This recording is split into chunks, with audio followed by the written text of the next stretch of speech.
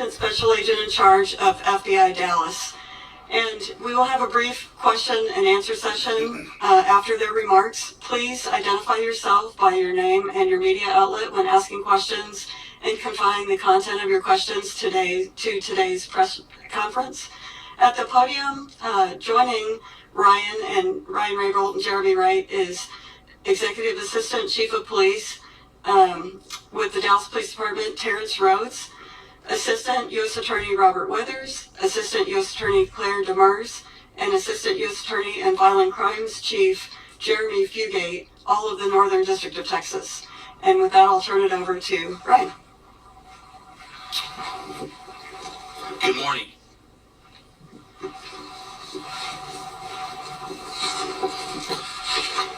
I'm Ryan Raybould, the U.S. Attorney for the Northern District of Texas. Thank you for coming. This week, 9 individuals, including well-known musical artists, kidnapped and robbed at gunpoint numerous victims at a music studio in Dallas, Texas. 8 of the 9 were arrested yesterday in Dallas, Memphis, and Nashville. These individuals who are charged and arrested include Lontrell Williams Jr., also known as Pooh Shiesty, Lontrell Williams Sr., Rodney Wright Jr., also known as Big 30, Kadarius Waters, Demarion Gibson, DeMarcus Glover, The whole crew crashed dummies. Oh my God, they all crashed out over this shit. He got other niggas to crash out over his contract. How? Seriously. It ain't no way in hell. Nigga finna tell me, hey, we finna go down here and bust this nigga upside his head because he cheated me up on my... That's your money, nigga. Ain't you up under a contract? Oh, we gonna make him sign. I'm gonna make him sign. No, you ain't, bro. No, you ain't. That shit only used to work back in the 80s, the 70s. That shit don't work no more, man. Dave Johnson, Darian McDaniel, and Terrence Rogers has not been arrested yet, but will be soon. Crew. The complaint alleges that on January 10th of this year, 3 music industry professionals traveled to Dallas for a scheduled business meeting. Lontrell Williams Jr. arranged this meeting purportedly to discuss the terms of his recording contract with one of the victims. As alleged, once these 3 men were inside the recording studio, Williams Jr. and 8 co-conspirators, several of whom traveled from Memphis, Tennessee, executed a coordinated armed takeover. As alleged, Williams Jr. produced an AK-style pistol and forced one of the victims to sign a release from the recording contract at gunpoint. The remaining conspirators displayed firearms and robbed the other victims of Rolex watches, jewelry, cash, and other high-value items. One of the victims was actually choked by one of the defendants to the point of near unconsciousness. These cats are straight bombs, nigga. What in the world? They up here robbing. So they come down here, they come way like their way. Rob Gucci, man? And they really, nobody ain't think nothing about this. Damn, you got a whole crew of crash dummies. The whole crew? Damn, we fucked. We are fucked. So this is what these motherfuckers up to nowadays. I think we need to take note. If you think you finna be out here eating in front of these motherfuckers, these niggas out here straight crash dummies. I ain't never seen nothing like this before.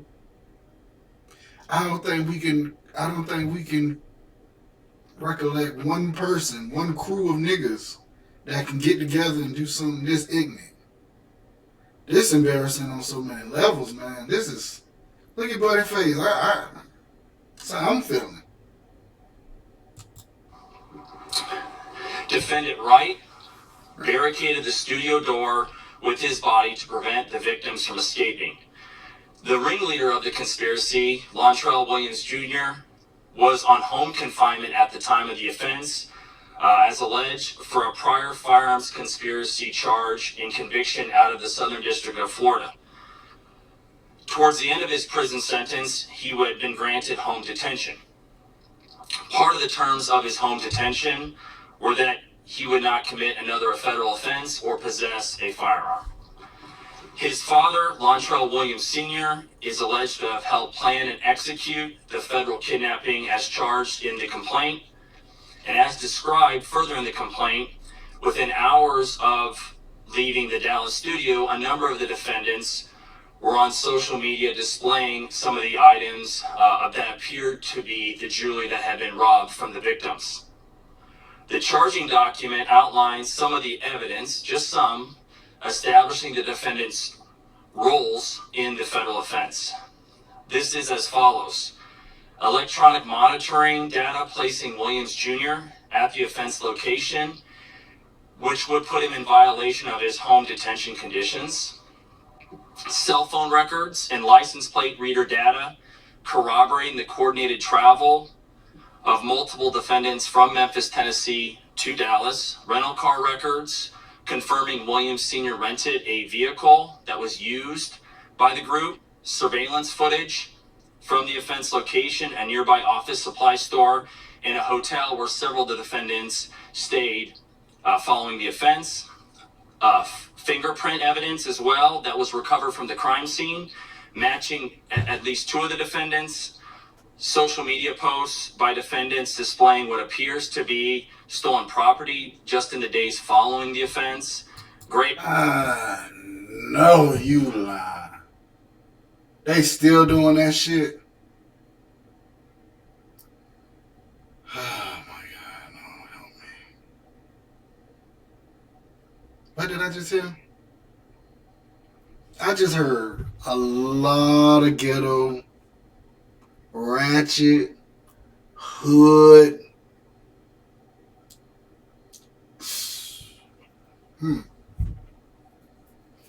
So this man just got out of jail.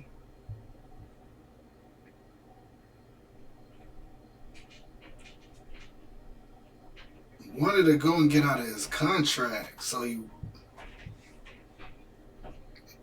Is this a legend or this like really happened? Like what is going on? This is the FBI saying this, so it happened. This is sad. This is worst case scenario. This is the crash out of all crash outs.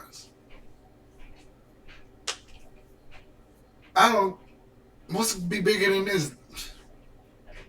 This bigger than, this is crazy. This is not big, but crazy. This is the craziest.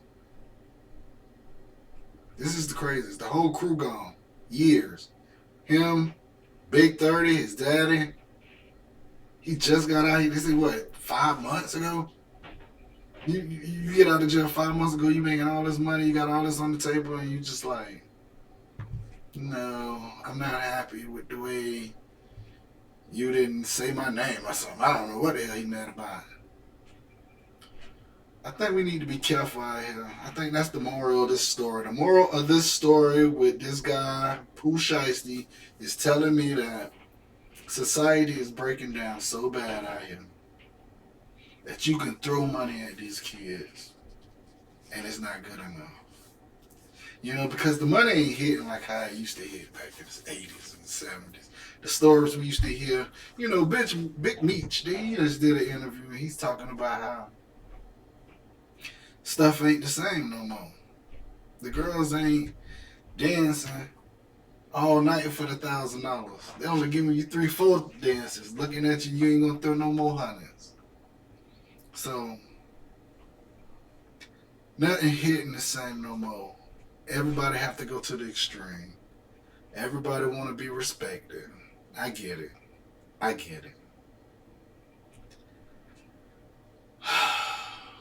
But it's ways of doing things. We don't have to be crash outs. These people will put you in a system. As a young black man, listen to me. I know it seems as if you done lost everything. I know you feel like the world is against you. but you can make it out here. That's my message tonight. Thank you. Have a wonderful night, you guys.